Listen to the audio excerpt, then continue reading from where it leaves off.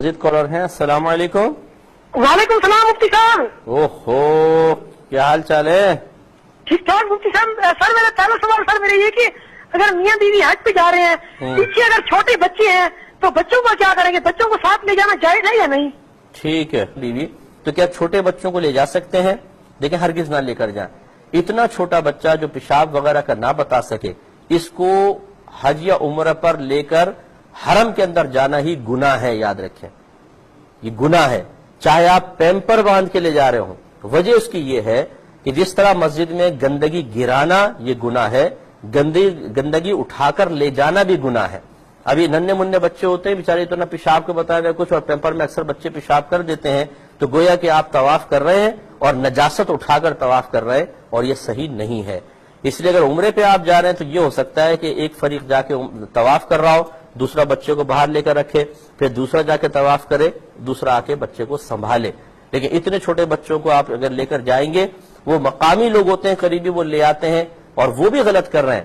اس طرح نہیں لے کے جا سکتے. فقہاء نے دیکھیں حدیث دیکھیں, نبی کریم صلی اللہ علیہ وسلم نے فرمایا, بخاری کی روایت ہے کہ مسجد کو پاگلوں, بچوں اور بلند آوازوں سے بچاؤ.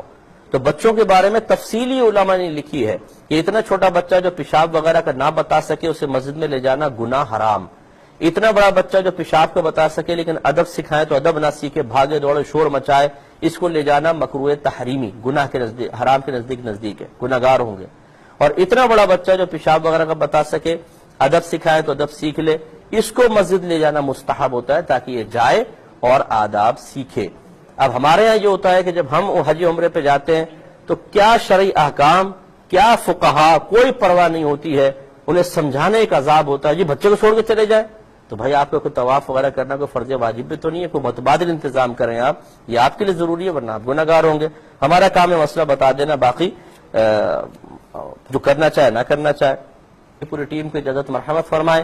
آپ ہمارے لیے دعا کیجئے, ہم آپ کے لیے دعا گو ہیں کہ اللہ تبارک و تعالیٰ آپ کو اور ہمیں بھی بار بار حج بیت اللہ کی سعادت نصیب فرمائے, رمضان میں عمرے کرنے کی توفیق عطا فرمائے, اور مدینہ منورہ کی بادب حاضری نصیب فرمائے. آمین. وآخر دعوانا ان الحمدللہ رب العالمین.